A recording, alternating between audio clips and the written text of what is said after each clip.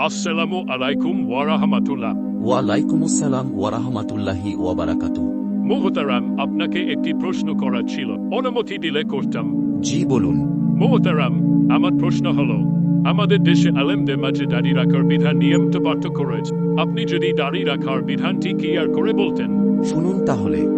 দাড়ি রাখা নবী করিম সাল্লাল্লাহু আলাইহি ওয়াসাল্লামের গুরুত্বপূর্ণ সুন্নাহ। একাধিক হাদিসে নবীজি সাল্লাল্লাহু আলাইহি ওয়াসাল্লাম দাড়ি রাখার প্রতি গুরুত্বারোপ করেছেন। আব্দুল্লাহ ইবনে উমর রাদিয়াল্লাহু তাআলা আনহু থেকে বর্ণিত, নবীজি সাল্লাল্লাহু আলাইহি ওয়াসাল্লাম বলেন, ইনহাকু ওয়াল শাওয়ারিব ওয়া আফু আল লহ।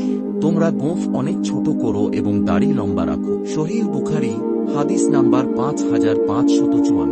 আরেক হাদিসে নবীজি সাল্লাল্লাহু আলাইহি ওয়াসাল্লাম বলেন, খুযু মিনাশ শাওয়ারিব ওয়া আফুল লহ। তোমরা গোঁফ কাটো এবং দাড়ি লম্বা রাখো। মুসনাদে আহমদ, হাদিস নাম্বার 90026।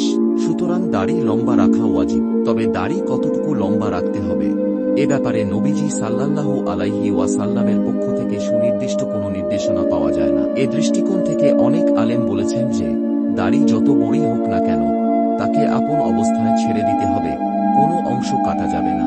তবে অনেক সাহাবী থেকে এক মুষ্টির অতিরিক্ত দাড়ি কেটে ফেলার কথা বর্ণিত রয়েছে। নাফে রহমাতুল্লাহি আলাই বলেন, আব্দুল্লাহ ইবনে উমর রাদিয়াল্লাহু তাআলা আনহু যখন হজ বা উমরা করতেন তখন তিনি তার দাড়ি মুষ্টি করে ধরতেন এবং মুষ্টির বাইরে যতটুকু থাকত তা কেটে ফেলতেন। সহিহ বুখারী, হাদিস নাম্বার 5892। পূর্বোক্ত হাদিসদ্বয়ের সঙ্গে এ হাদিস মেলালে বোঝা যায় যে অন্তত এক মুষ্টি পর্যন্ত দাড়ি রাখা আবশ্যক। এক মুষ্টির অতিরিক্ত অংশ কেটে ফেলা যায়। অতএব প্রশ্নোক্ত ক্ষেত্রে আপনাকে এক মুষ্টি দাড়ি অবশ্যই রাখতে হবে। তবে এক মুষ্টির অতিরিক্ত অংশ চাইলে আপনি কেটে ফেলতে পারবেন।